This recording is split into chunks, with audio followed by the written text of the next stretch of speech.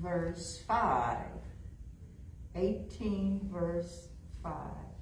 And Sister Gabby, will you read in Spanish? Tener respeto a la persona del impío para prevenir el derecho del justo no es bueno. Okay. Someone read it in English, please. It is not good to show partiality to the wicked or to overthrow the righteous in judgment. I tell you, with the scriptures, they always relevant. It's almost reads sometimes like a newspaper. When you read it, it's relevant. It's about what's going on. It's about our times. The Enduring Word Commentary says, this is obvious not to, that it's not good to show partiality to the wicked. It's obvious to the person with a moral compass. Okay? Yet there are many reasons why someone might be tempted to show partiality to the wicked. They may do it out of misplaced compassion. Sometimes people have misplaced compassion. They have more compassion on the person that does the crime than the person that they do the crime to. Is that right?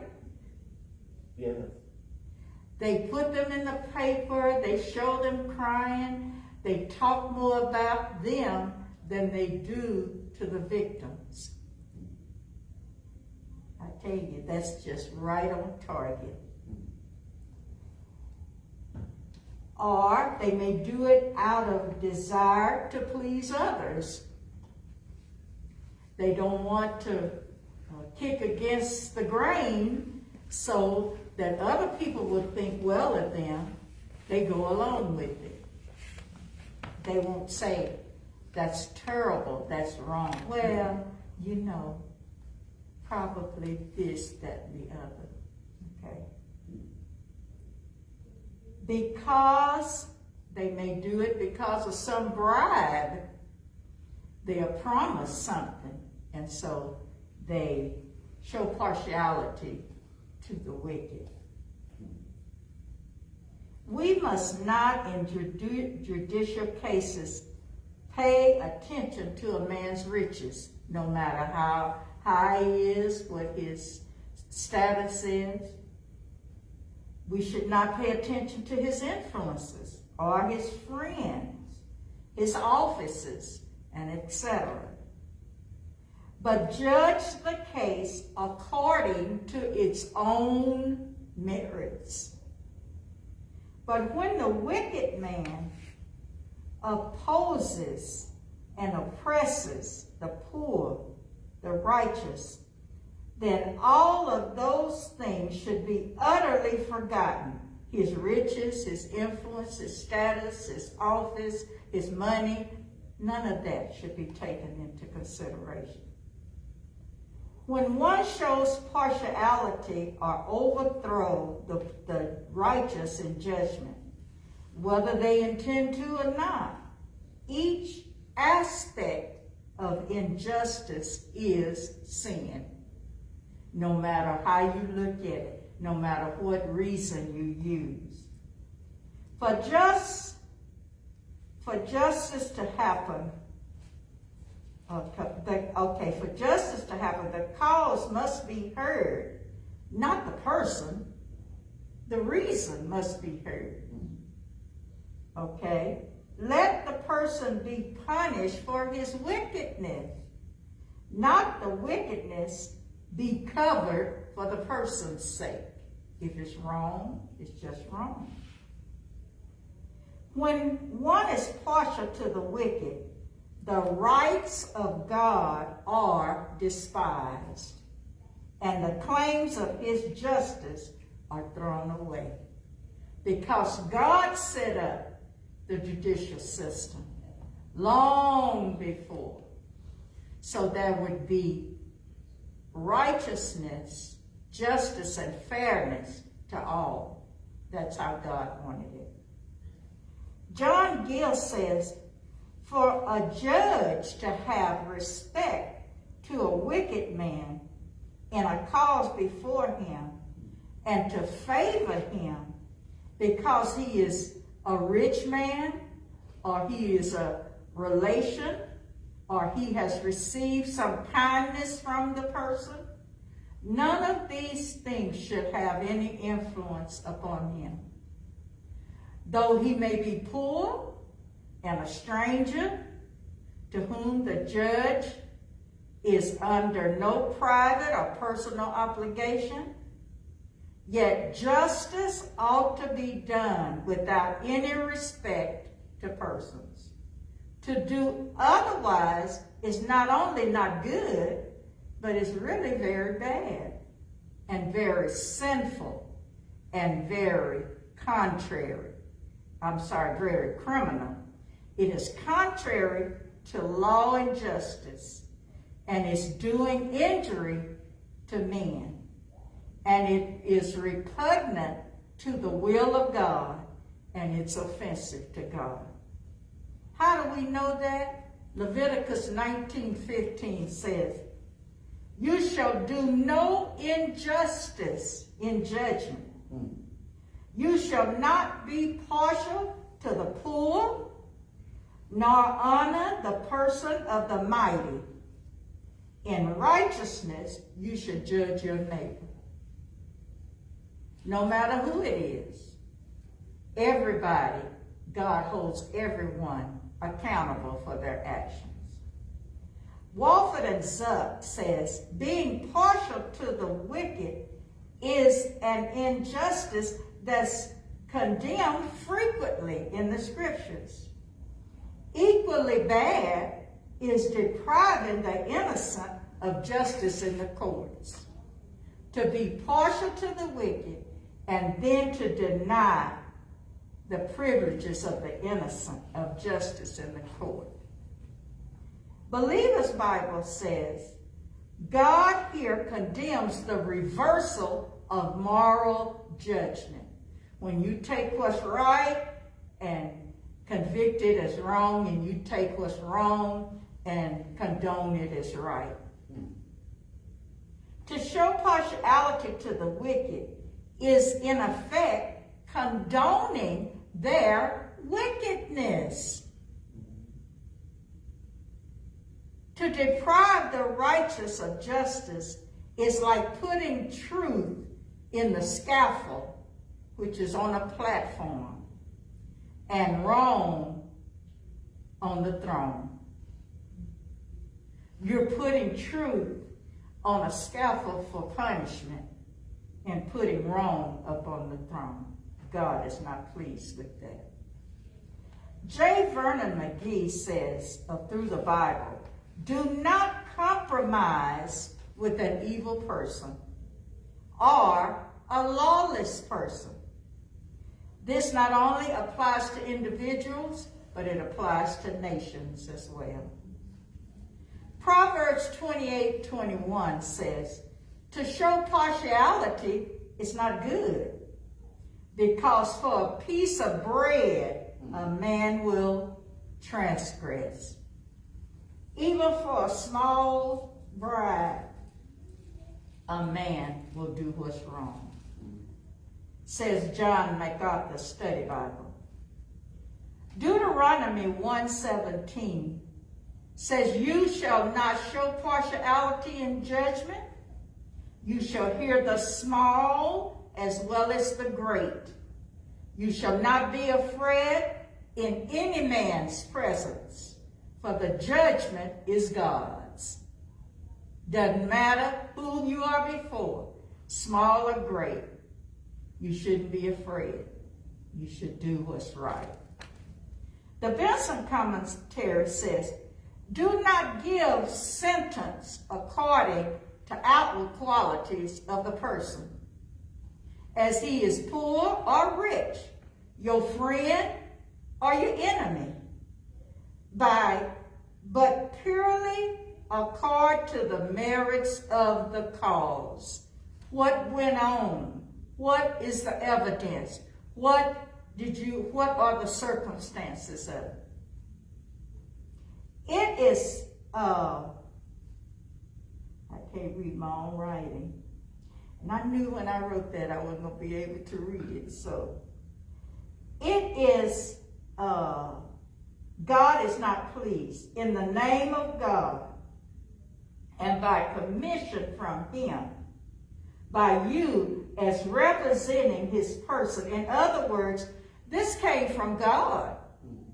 And God is not pleased, okay? And when he set up the judicial system, and those that are placed in as judges and lawyers and those that are to make sure, policemen, and those that are to carry out the laws of the land, God put them there so that they can do what's fair and right in the land, okay?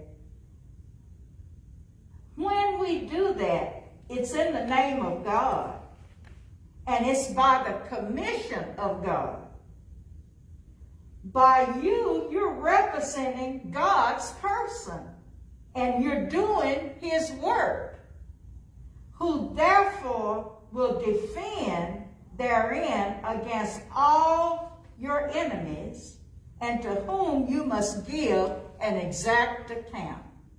Because God placed men in places of judgment, when they misuse the office, they're going to have to give an account to God. Oh, it may seem like they got away with it, but they didn't. Because in the end, if they don't correct that, they are going to have to give an account of God. You know why? Because it causes disorder. It causes sin. It causes more criminal acts in the land. When one wicked person does atrocious sins and gets away with it, it just feeds the mind of others. And they feel like, I can get away with it too. And therefore, it causes pandemonium in the nation. And is that what we have now? Yes. You should not pass judgment and give sentence according to the outward appearances. You notice on the shows that you watch, I don't care how ugly and horrible that guy looks. When he go to court, what do they do to him? Put on a suit, tie. Why do they do that? They want to make him look presentable, appealing. Like he would never do anything like that, okay?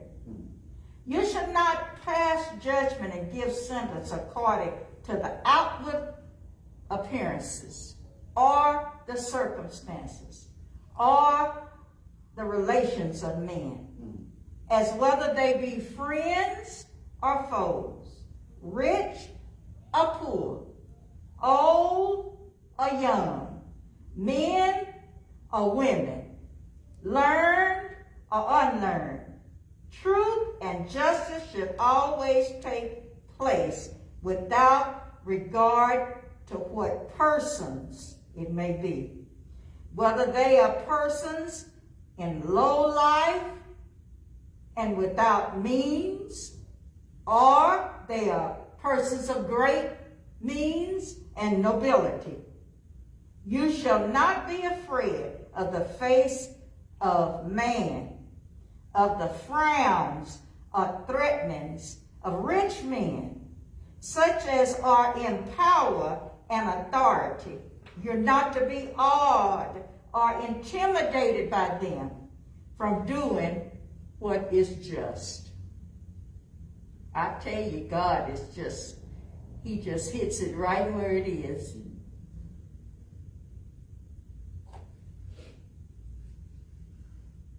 From doing what is just. Judges stand in the place of God. They are put into office by him and act under him and for him and are accountable to him. And therefore, knowing that, they should be careful of what judgment they make or what sentence they pass, lest they be a discredit to him and destruction on themselves. Now that goes for any leader, pastors, presidents, preachers, lawyers, officials. All are allowed to be in place by God, and they are to handle those offices, remembering that they are representing God. Okay, let's look at that. Moses was the leader. Is that right? We studied that already? Yes. But when God told him, you speak to the rock, is that right? That's correct. And I'll get water and I'll give them water. But Moses got angry and he took authority of himself rather than representing the character of God. When you and I are in place and we are representatives of God, that's a serious thing. And we're going to be held accountable if we take what's wrong, turn it around and make it right, and push aside what's right and make it wrong. Because we are impugning the character of God. So therefore, he didn't kill him, but what he could have enjoyed, he didn't get to enjoy. He got to see it, but he didn't get to go there. Well, crooked judges and crooked cops, that's the worst example of Satan that you can ever see. A person that appears to be godly, yet underneath they're crooked. That's the worst example of Satan that you can see. A father that's supposed to be caring for his family, but he's wicked. That's the worst example you can see, ladies. A president that appears to care for the nation, but he's crooked and evil and turns and uses his authority to harm people. That's the worst example you can see. A policeman who's supposed to protect the people, who takes his office and uses it to harm and kill and maim and rape and do all those things in the name of the law. That's the worst example you can see. And what it causes is disheartening in the nation, where the nation, the congregation, the family, whoever's in charge, they don't trust anybody. Is that right or not? They don't trust anybody. Because those that take wickedness and hold it up as righteousness and then take the innocent and destroy them, that's wickedness in its highest form. And they will be held accountable for their actions. It's not popular to say, well, that's wrong. That's not right. How many times, if you do that, people turn on you? You say, well, that's not right. It's not good to show partiality to the wicked. If you're wrong, you're just wrong. I don't care who you are and how long you've been there and what you say and how much money you have and how much authority you have. If you're wrong, you're wrong. And to show partiality or to overthrow the righteous in judgment, we will be held accountable to God.